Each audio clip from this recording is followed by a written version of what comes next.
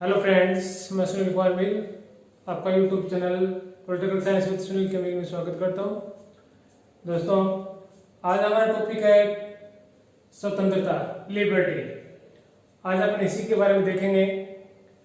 Liberty क्या चीज है, कितने प्रकार की होती है, या स्वतंत्रता के लिए कौन सी प्रमुख शर्तें हैं, स्वतंत्रता के कितने अर्थ लिए जा सकते हैं, उन सब जो भी स्वतंत्रता से संबंधित जो टॉपिक बनता है उसको अपन इस वीडियो में पूरा देखेंगे। सबसे पहले देखिए स्वतंत्रता। स्वतंत्रता यानी आजादी, फ्रीडम। व्यक्ति किसी भी कार्य को करने के लिए पूर्ण रूप से स्वतंत्र हो, उस पर किसी प्रकार का कोई प्रतिबंध नहीं लगा हो या लगाया जाए तो उसे स्वतंत्रता कहते हैं। जब व्यक्ति अपने विवेक से अपनी इच्छा के अनुसार किसी भी कार्य को करने के लिए आजाद होता है, स्वतंत्र होता है, उसी को स्वतंत्रता कहा गया है। ये जो स्वतंत्रता शब्द है ये हिंदी भाषा का शब्द है, और जो आगे लिखा हुआ लिबर्टी, ये लिबर्टी शब्द है अंग्रेजी भाषा का शब्द है। यानी कि आप कह सकते हैं कि स्वतंत्रता है ये लिबर्टी का हिंदी अनुवाद है। स्वतंत्रता का एक अर्थ है, जैसे कि लिबर्टी का अगर वास्तविक अर्थ देखें कि लिबर्टी का अर्थ क्या होता है, तो इसका एक अर्थ होता है बंधनों का अभाव। बंधनों का अभाव यानी कि व्यक्ति पर किसी भी प्रकार की कोई बंधन नहीं हो, कोई प्रतिबंध नहीं हो, व्यक्ति स्वतंत्र तरीके से किसी भी कार्य को पूर्ण कर ले, स्वतंत्रता कहा जाता है। इसमें व्यक्ति अपनी इच्छा के अनुसार कार्य कर सकता है, उसे कार्य करने की पूर्णतः छूट दी जाती है। हम जानते हैं कि प्रत्येक व्यक्ति स्वतंत्र तरीके से जीवन व्यतीत करना चाहता है, साथ ही वह अपने जीवन या कार्य के लिए किसी भी प्रकार की कोई बाधा या प्रतिबंध नहीं चाहता। वह चाहता है कि उसके मार्ग में किसी भी प्रकार की कोई रुकावट नहीं आए। वह जैसा सोचता है उसी की भांति वह कार्य करता रहे। इसी के प्रसंग में कई राजनीतिक विचारक हैं जिन्होंने स्वतंत्रता को समझाने का प्रयास किया है। उन्हीं में से एक है पैट्रिक हेनरी हैं। इन्हें पैट्रिक हेनरी भी कहा जाता है। कई किताबों में पैट्रिक हेनरी भी लिखा हुआ है। पैट्रिक हेनरी राजनीतिक विचारक हैं जिन्होंने स्वतंत्रता के संबंध में एक छोटी सी बात बताई है। क्या होता है, वो 4 शब्दों में अपनी परिभाषा पूरी कर लेते हैं। वो कहते हैं मुझे स्वतंत्रता दीजिए या मृत्यु। कौन कह रहा है? पैट्रिक हेनरी बोल रहे हैं ऐसा कि मुझे स्वतंत्रता दीजिए या मृत्यु, या तो मुझे आजाद छोड़ दीजिए या मुझे मार दीजिए। यदि स्वतंत्र नहीं हूं मैं तो फिर मेरा मर जाना ही ठीक है। तो इसलिए क्या बोल रहे हैं, मुझे स्वतंत्रता दीजिए या मृत्यु, या तो आजाद कर दीजिए या मार दीजिए। यदि मुझे अनेक प्रकार के प्रतिबंध लगा कर मुझे जीवन जीना है, इससे तो मेरा मरना बढ़िया है, अच्छा है। तो ये पैट्रिक हेनरी है। इन्होंने कहा इसी की भांति एक भारतीय राजनीतिक विचारक बाल गंगाधर तिलक है। इन्होंने एक नारा दिया था, कौन सा जानते हैं अपन इसके बारे में? उन्होंने कहा था स्वतंत्रता मेरा जन्मसिद्ध अधिकार है और मैं इसे लेकर रहूंगा। ये उस समय जब स्वतंत्रता संग्राम में आंदोलन चल रहा था, उस समय बाल गंगाधर तिलक है, गांधी जी से भी पहले। गांधी जी का आविर्भाव तो 1920 में होता है, जब उनकी मृत्यु हो जाती है बाल गंगाधर तिलक की। उसके बाद में उस समय जो राष्ट्रीय आंदोलन थे 1920 से पहले के, उन सभी का नेतृत्व है बाल गंगाधर तिलक कर रहे थे। और उन्होंने,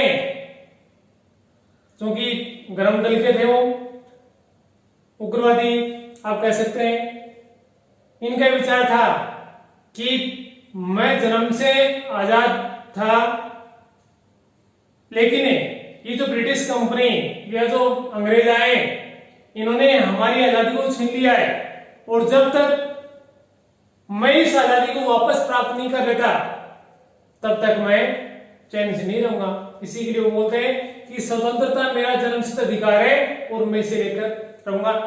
इसी भांति एक इतिहासकार है रिची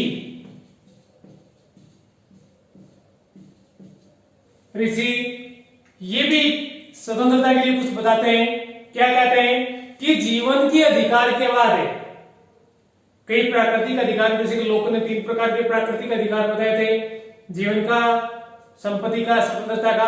उसी प्रकार से ये कह रहे हैं कि जीवन के अधिकार के बाद साधारणतया मुख्य रूप से स्वतंत्रता के अधिकार का नाम लिया जा सकता है, क्योंकि सबसे पहले जीवित रहने का अधिकार हमारे पास में होना चाहिए। अगर जीवित रहने का अधिकार नहीं है तो स्वतंत्रता किस काम की। तो ये कह रहे हैं कि पहला अधिकार आपका कौन सा है, जीवन का अधिकार, और जीवन के अधिकार के बाद में कौन सा अधिकार आता है, स्वतंत्रता का अधिकार। तो ये कह रहे हैं कि जीवन के अधिकार के बाद साधारणतया स्वतंत्रता के अधिकार का नाम लिया जा सकता है, और बहुत से व्यक्तियों के लिए प्राथमिक और सबसे अधिक आवश्यक अधिकार भी कौन सा है, स्वतंत्रता है, जो कि व्यक्ति अंतिम क्षण तक स्वतंत्र तरीके से कार्य कर सकता है। अगर अपन 2-3 परिभाषाओं की जो अपन चर्चा की, रिची के बारे में देखा, तिलक के बारे में देखा, या पैट्रिक हेनरी के बारे में देखा, इन्होंने जो परिभाषाएं बताई, अगर उनका निचोड़ निकालें तो अपन क्या देखते हैं कि मानव की स्वतंत्रता की खोज मानव इतिहास की केंद्रीय धारा और मानव मात्र की सर्वश्रेष्ठ आकांक्षा रही है।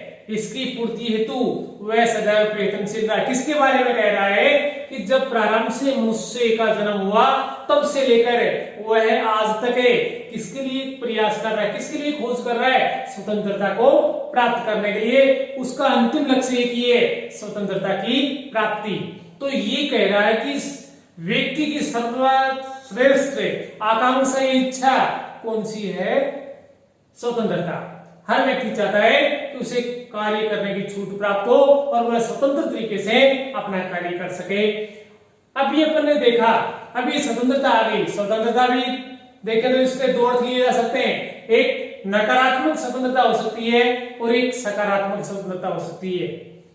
यानी कि स्वतंत्रता एक ऐसी होती है जिस पर व्यक्ति पर कोई प्रतिबंध नहीं होता, जैसा उसका मन करता है वैसा कार्य करे। ये तो कौन सी होगी, ये होगी नकारात्मक स्वतंत्रता। और एक व्यक्ति पर कुछ प्रतिबंध लगाए जाए, स्वतंत्रता भी दी जाए, लेकिन स्वतंत्रता दी जाए तो उस स्वतंत्रता के साथ में कुछ प्रतिबंध लगाए जिससे कि व्यक्ति किसी दूसरे व्यक्ति की स्वतंत्रता को बाधा नहीं पहुंचाए, तो उसे कौन सी कहते हैं, सकारात्मक स्वतंत्रता। अपन इन दोनों में देखते हैं, नकारात्मक और सकारात्मक स्वतंत्रता, नकारात्मक और सकारात्मक। आप इस प्रकार से कह सकते हो, स्वतंत्रता के 2 अर्थ हैं, एक तो हो गया नकारात्मक और एक हो गया सकारात्मक। देखिए सबसे पहले अगर बात करें नकारात्मक स्वतंत्रता की, तो उसमें सुन लीजिए कि क्या होता है। नकारात्मक स्वतंत्रता में व्यक्ति पर किसी भी प्रकार का कोई प्रतिबंध नहीं होता है। व्यक्ति पर किसी भी प्रकार का कोई प्रतिबंध नहीं होता। अपन किसकी बात कर रहे हैं, नकारात्मक स्वतंत्रता की। व्यक्ति जैसी उसकी इच्छा होती है, इच्छा के अनुसार कार्य कर सकता है। अपन कह सकते हैं कि नकारात्मक स्वतंत्रता का तात्पर्य है बंधनों का अभाव, जिस पर कोई किसी भी प्रकार का कोई बंधन नहीं हो। ये जो नकारात्मक स्वतंत्रता के बारे में बताने वाले कई विचारक हैं, जैसे कि आपका होब्स है, या उसके बाद में आप रूसो की बात कर सकते हैं, या J.S. मिल की बात कर सकते हैं, जिन्होंने नकारात्मक स्वतंत्रता पर अधिक जोर दिया था। अपन इस प्रकार से कह सकते हैं कि राज्य के द्वारा व्यक्ति के कार्य में हस्तक्षेप नहीं किया जाए, या हस्तक्षेप किया जाए तो बहुत ही सीमित मात्रा में हस्तक्षेप किया जाए। व्यक्ति जैसा कार्य कर रहा है, राज्य उसके कार्य में किसी भी प्रकार की बाधा या हस्तक्षेप उत्पन्न नहीं करेगा।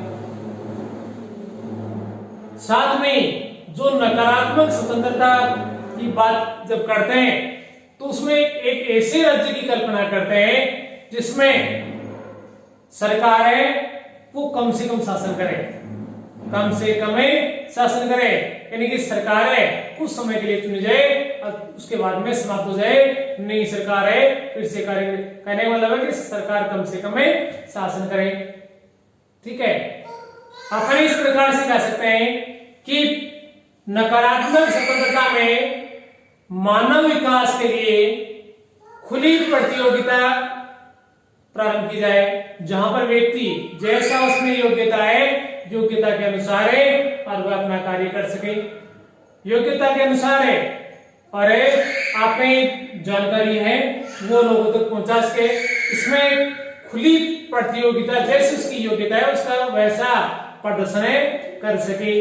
ठीक है, उसी प्रकार से अपन बात करें तो सरकार द्वारा, अपन किसकी बात कर रहे हैं, नकारात्मक स्वतंत्रता की बात कर रहे हैं कि सरकार के द्वारा दिया गया संरक्षण व्यक्तिगत हित में ठीक नहीं है।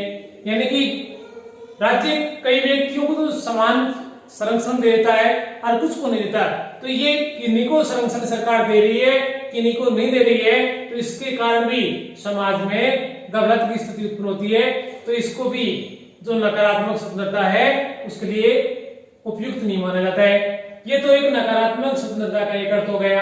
अपन बात करें सकारात्मक स्वतंत्रता की, तो उसमें भी अपन कह सकते हैं कि इसमें युक्ति युक्त प्रतिबंध लगाए जाते हैं, इसमें युक्ति युक्त प्रतिबंध लगाए जाते हैं।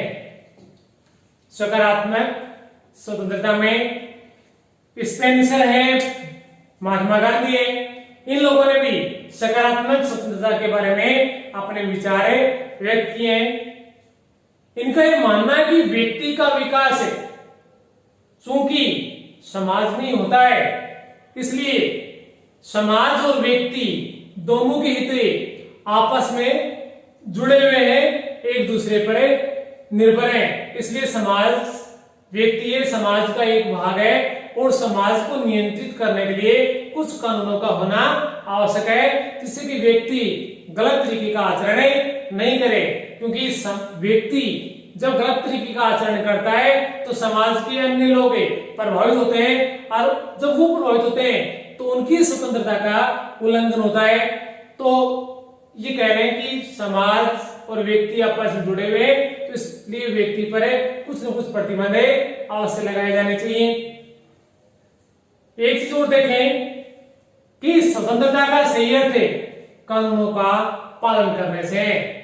यदि अपन किसी भी प्रकार का कानून का पालन नहीं कर रहे हैं, कानून को नहीं मान रहे हैं, तो स्वतंत्रता नहीं है।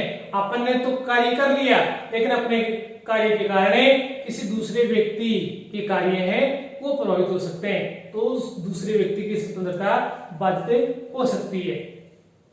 उसी प्रकार से राजनीतिक व नागरिक स्वतंत्रता का मूल्य आर्थिक स्वतंत्रता के बिना बेकार है। यानी कि अगर सरकार नागरिकों पर कुछ न कुछ प्रतिबंध लगाती है तो वहां पर व्यक्ति अपना राजनीतिक विकास भी कर सकता है, नागरिक विकास भी कर सकता है और आर्थिक विकास भी कर सकता है। राजनीतिक और नागरिक स्वतंत्रता यदि उनको प्राप्त हो गई तो इसका मतलब है कि ऐसे व्यक्ति को आर्थिक स्वतंत्रता भी प्राप्त होनी चाहिए, जो कि सकारात्मक स्वतंत्रता में ही संभव है। इसी प्रकार स्वतंत्रता के अस्तित्व को स्वीकार करने के लिए दूसरों की स्वतंत्रता को मान्यता देना आवश्यक है। क्योंकि अपन ने पहले ही बात की कि स्वतंत्रता से मतलब ये नहीं कि केवल मेरी स्वतंत्रता, मेरी स्वतंत्रता से मतलब है कि हम सबकी स्वतंत्रता, प्रत्येक व्यक्ति की स्वतंत्रता। जब प्रत्येक व्यक्ति स्वतंत्र होगा तो उसको बोलेंगे सकारात्मक स्वतंत्रता, जिसमें व्यक्ति पर इस प्रकार के प्रतिबंध लगा दिए जाते हैं कि दूसरा व्यक्ति, कोई व्यक्ति है वो दूसरे व्यक्ति की स्वतंत्रता में बाधा उत्पन्न करता है तो कानून के द्वारा उस पर दंड आरोपित किया जाता है और वो व्यक्ति किसी प्रकार का फिर गलत आचरण नहीं करता है। ठीक है, तो ये अपन ने स्वतंत्रता की कुछ परिभाषाएं देखी। नकारात्मक स्वतंत्रता नकारात्मक स्वतंत्रता और सकारात्मक स्वतंत्रता के दो अर्थ देखे। उसके बाद में आते हैं स्वतंत्रता के प्रकार। स्वतंत्रता के प्रकार। स्वतंत्रता के प्रकारों में देखें तो सबसे पहला प्रकार आता है प्राकृतिक स्वतंत्रता। और ये प्राकृतिक स्वतंत्रता है, ये नाम से ही प्रकट हो रहा है कि इसका संबंध है प्रकृति से, जन्मजात है। यानी कि एक ऐसी स्वतंत्रता जो व्यक्ति के जन्म लेते ही उसे प्राप्त हो जाती है और व्यक्ति इस प्रकार की स्वतंत्रता का दूसरे व्यक्तियों को हस्तांतरण भी नहीं कर सकता। तो आप इस प्रकार से कह सकते हैं कि प्राकृतिक स्वतंत्रता प्रकृति प्रदत्त है। ये स्वतंत्रता मनुष्य के जन्म के साथ ही प्राप्त हो जाती है। व्यक्ति स्वयं भी चाहे तो भी इसका हस्तांतरण दूसरे व्यक्तियों को नहीं कर सकता। जो ये प्राकृतिक स्वतंत्रता है, इस स्वतंत्रता को सबसे अधिक इस पर बल दिया है समझौतावादी विचारकों ने। और समझौतावादी विचारकों की जब बात करें तो तीन विचारक प्रमुख रूप से उभर कर आते हैं, हॉब्स, जॉन लॉक और रूसो, जिन्होंने प्राकृतिक स्वतंत्रता के बारे में बताया। उसके बाद में आता है व्यक्तिगत स्वतंत्रता।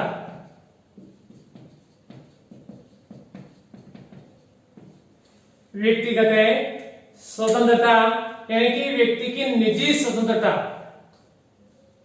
अर्थात मनुष्य को अपने निजी जीवन के कार्यों में स्वतंत्रता होनी चाहिए।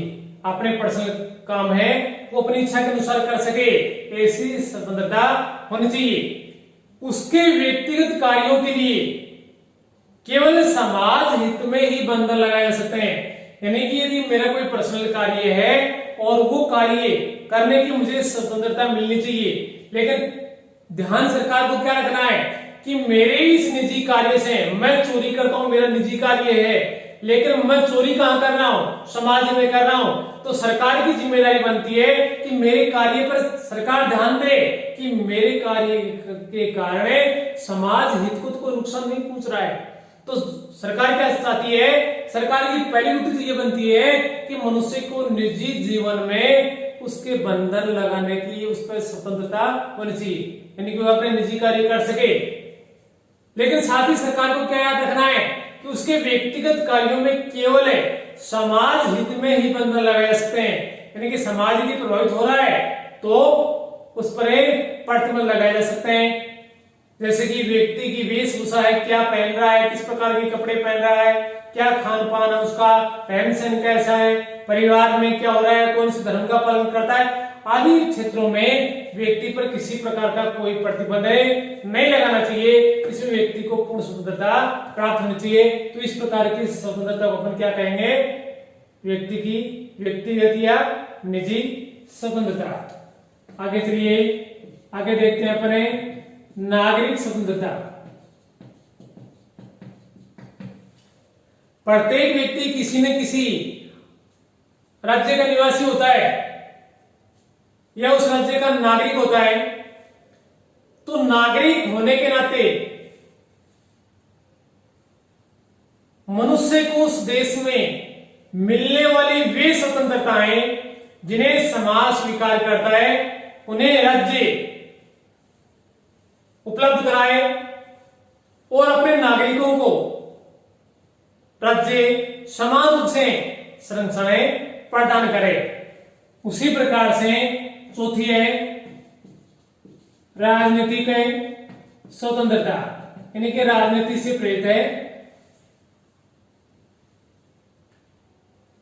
आप इसको याद रखना, राजनीतिक स्वतंत्रता है, इसे लोकतंत्र का दूसरा नाम भी कहा जाता है। लोकतंत्र का दूसरा नाम भी इसे कहा जाता है, इसे राजनीतिक स्वतंत्रता को। इसमें प्रत्येक नागरिक को मतदान करने, जैसे कि वर्तमान में भारत की बात करें तो 18 वर्ष का व्यक्ति हो गया है तो उसे राजनीतिक स्वतंत्रता प्राप्त हो जाती है। वह ऐसा 18 वर्ष की वयस्क नागरिक है, वो मतदान कर सकता है, चुनाव में हिस्सा ले सकता है और किसी सार्वजनिक पद को भी प्राप्त कर सकता है। तो इसे क्या कहेंगे? राजनीतिक स्वतंत्रता। उसके बाद में आती है आर्थिक स्वतंत्रता। आर्थिक स्वतंत्रता से तात्पर्य है कि इसमें आर्थिक आधार पर समस्याओं को कम करने का प्रयास किया जाता है कि समाज में जो लोग हैं, आर्थिक जीवन उनका कैसा है, उनके आर्थिक जीवन को ध्यान में रखकर और समाज के लिए कार्य किया जाता है। यानी कि आर्थिक आधार पर समाज की समस्याओं को कम करने का प्रयास किया जाता है। साथ ही जैसे कि समस्याएं कौन सी हो सकती हैं? तो समाज में शोषण का शिकार हो रही होती है बहुत सारी जातियां या गरीब तबके के लोग, तो उनके शोषण को कम करना या समाप्त करना। यदि किन्हीं व्यक्तियों को बंधुआ मजदूर बना रखा है, वे गुलामी का जीवन जी रहे हैं, तो ऐसे जीवन को समाप्त करवाना, सभी को नौकरियों में समान अवसर उपलब्ध कराना, सभी के लिए जो रोजगार कर सकते हैं या कोई व्यवसाय कर सकते हैं, तो प्रत्येक व्यक्ति को व्यवसाय या रोजगार चुनने की स्वतंत्रता होनी चाहिए। तो ये जो चीजें हैं, ये आ गई आर्थिक स्वतंत्रता। समाज में रहने वाले सभी लोग हैं, सरकार का दायित्व भी होता है कि समाज में जो गरीब और अमीर के बीच की जो खाई बनी होती है, उस खाई को सरकारें बांटे और सभी लोगों को आर्थिक स्वतंत्रता का अधिकार है, ये प्राप्त होना चाहिए। अपन बात करें धार्मिक स्वतंत्रता की, धार्मिक स्वतंत्रता अपन भारतीय संविधान के अनुच्छेद 25, 26, 27, 28 और उसमें धार्मिक स्वतंत्रता का अधिकार दे रखा है, जिसमें क्या होता है कि किसी भी धर्म को मानने, किसी भी धर्म में आस्था रखने और किसी भी धर्म के अनुसार आचरण करने की प्रत्येक व्यक्ति को स्वतंत्रता है। प्रत्येक व्यक्ति को जो धर्म पसंद आए उस धर्म को स्वीकार कर सकता है। कोई सा भी धर्म पसंद नहीं आता है, सबको छोड़ सकता है। और जो भी धर्म पसंद आ गया उसमें वह आस्था रखे, उस धर्म के अनुसार कार्य करे, उस धर्म का विकास करे, ऐसी व्यक्ति को धार्मिक स्वतंत्रता है वो प्राप्त होनी चाहिए। अपन बात करें नैतिक स्वतंत्रता, करेक्टरिज्म, आचरण कैसा है? अंतःकरण है, हमारी आत्मा और हमारे जो नैतिक गुण हैं, जिसे कि समाज स्वीकार करता है, समाज हमसे अपेक्षा करता है कि हमारा आचरण है समाज के प्रति ऐसा होना चाहिए। तो अंतःकरण और नैतिक गुणों से प्रभावित होकर व्यक्ति जब कार्य करता है तो वह नैतिक स्वतंत्रता है। या अपन बात करें सामाजिक स्वतंत्रता, अपन को समाज में रहना है तो समाज में हमें किस प्रकार की स्वतंत्रता प्राप्त होनी चाहिए? तो हमें सबसे पहले समाज में समानता और न्याय की स्थापना की जाए। समाज में समानता और न्याय की स्थापना की जाए। साथ ही धर्म, वंश, जाति, लिंग, जन्म स्थान, धर्म के आधार पर किसी भी व्यक्ति के साथ में किसी भी प्रकार का भेदभाव नहीं हो। समाज के सभी नागरिकों को समान समझा जाए, भेदभाव नहीं हो किसी भी प्रकार के, उसे क्या कहेंगे? सामाजिक स्वतंत्रता। आगे चलती है राष्ट्रीय स्वतंत्रता। राष्ट्र के प्रति भी हमारी ड्यूटी बनती है। कोई राष्ट्र है जब संप्रभु बन जाता है, यानी कि उस पर किसी दूसरे देश का कोई अधिकार नहीं होता है, संप्रभु बन जाता है, तो ये राष्ट्रीय स्वतंत्रता का परिचायक है, यानी वो देश स्वतंत्र हो गया है। अर्थात वह अन्य देशों के आदेश पालन से मुक्त हो जाते हैं। उन पर किसी दूसरे देश जैसे कि 1947 से पहले भारत ब्रिटेन का गुलाम था, लेकिन 15 अगस्त 1947 को भारत आजाद हो गया। आजाद होते ही भारत क्या है? एक राष्ट्र बन गया, राष्ट्रीय स्वतंत्रता प्राप्त हो गई। उस पर अब किसी दूसरे देश का कोई अधिकार नहीं रहा। संबलपुर राष्ट्र बन गया। और उसके बाद में एक आता है संवैधानिक स्वतंत्रता।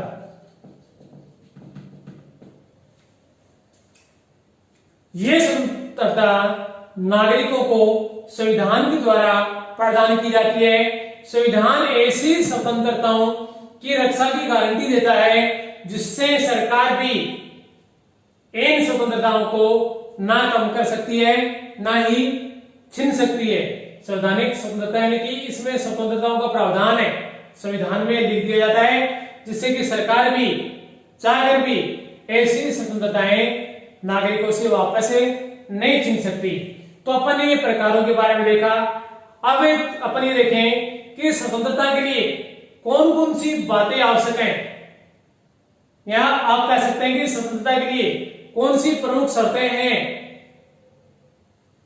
तो देखें, सबसे पहले तो जिस राज्य में या जिस देश में नागरिक या व्यक्ति निवास करता है उस राज्य ने जिस प्रकार की स्वतंत्रताएं अपने नागरिकों को दे रखी हैं, तो वह व्यक्ति अपनी स्वतंत्रता के लिए जागरूक होना आवश्यक है। उसे अपनी स्वतंत्रताओं का ज्ञान होना आवश्यक है कि मुझे राज्य ने कौन कौन सी स्वतंत्रताएं प्रदान कर रखी हैं। दूसरी बात देखें, तो स्वतंत्रता का ज्ञान होना आवश्यक नहीं है। यदि कोई उसकी स्वतंत्रता को नुकसान पहुंचा रहा है, उसकी स्वतंत्रता का हनन कर रहा है, तो वह निडर और साहसी होकर उनका विरोध करे। तो नागरिक में दूसरी बात कौन सी बताई कि नागरिक है निडर और साहसी हो, जिससे कि अपनी स्वतंत्रताओं को प्राप्त कर सके। नेक्स्ट की बात करें तो समाज में लोकतांत्रिक वातावरण का होना जरूरी है। जब तक लोकतांत्रिक वातावरण नहीं होगा, जनता की शक्ति नहीं होगी, जनता के पास पावर नहीं आएगा, तब तक स्वतंत्रता की स्थापना नहीं हो सकती। तो जरूरी क्या है, समाज में लोकतंत्र की स्थापना की जाए, समाज में ऐसा वातावरण तैयार किया जाए जिसमें जनता सरकार के कार्यों में बढ़ चढ़ कर भाग ले। सभी नागरिक समान होने चाहिए, उनके साथ में किसी भी प्रकार का कोई भेदभाव नहीं होना चाहिए, और किसी विशेष नागरिकों को कोई विशेष अधिकार भी राज्य के द्वारा प्रदान नहीं किए जाने चाहिए। जब अपन आर्थिक स्वतंत्रता के बारे में बात करते हैं तो अपन क्या देखते हैं कि आर्थिक दृष्टि से समाज में सभी लोग कैसे हो, समान हो, उनमें आर्थिक दृष्टि से समानता की भावना हो। समाज में क्रांति या आंदोलन का उदय कब होता है?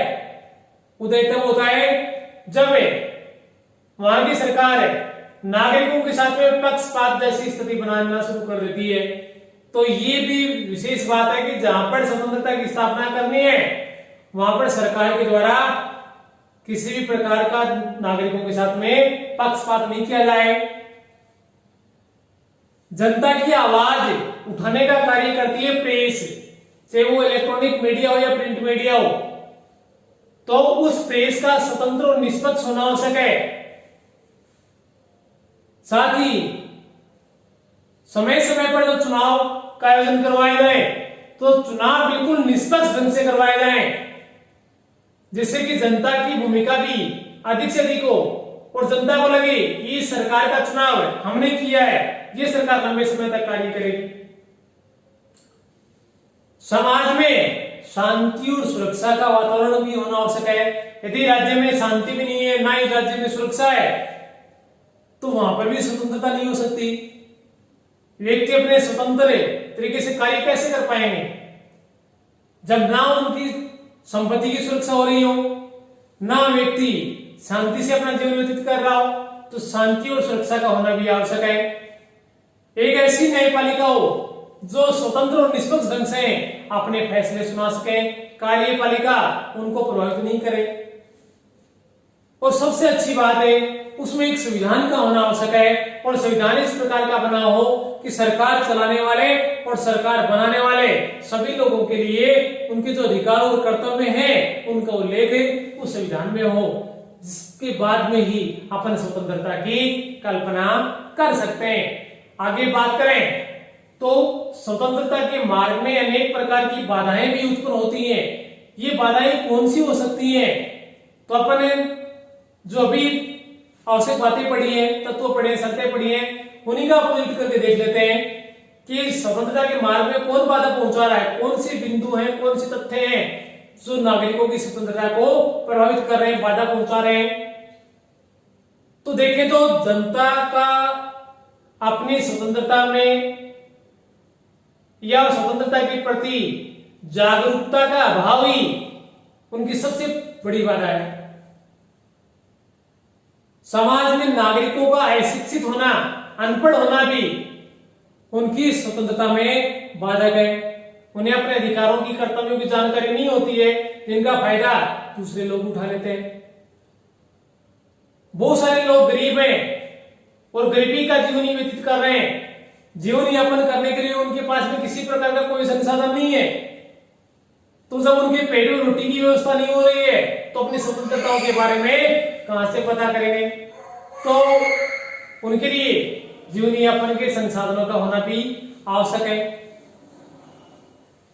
न्यायपालिका का कार्य जजमेंट करना, निर्णय लेना, तो न्यायपालिका के कार्यों में समय समय पर कार्यपालिका हस्तक्षेप करती रहती है, जिनके कारण न्यायपालिका भी स्वतंत्र निष्पक्ष ढंग से अपना निर्णय नहीं दे पाती है। ये भी एक बड़ी बाधा है।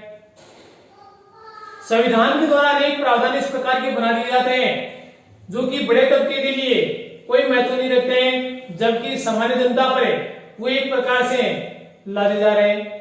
तो इसके कारण भी क्या होता है, जनता का संविधान के प्रति कोई लगाव नहीं होता है, कोई सम्मान नहीं होता है, जनता उसको स्वीकार भी नहीं करना चाहती है। आजकल के जो अधिकांश देश लोकतांत्रिक देश है और उनमें ऐसी गंदी राजनीति हो रही है जिसके कारण वहां अराजकता, तानाशाही का वातावरण बन रहा है और वहां की कार्यपालिका भी तानाशाही होकर जनता के साथ में गलत आचरण कर रही है, जिसका परिणाम ये होता है कि समाज में जनता से निकलकर ही राष्ट्र में विरोधी तत्व जन्म लेते हैं और देश में आतंकवाद का प्रसार करते हैं। तो इस प्रकार से ये स्वतंत्रता के बारे में अपन लोगों ने पढ़ा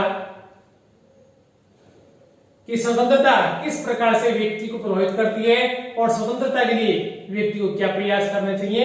आपको समझ आ गया होगा। धन्यवाद।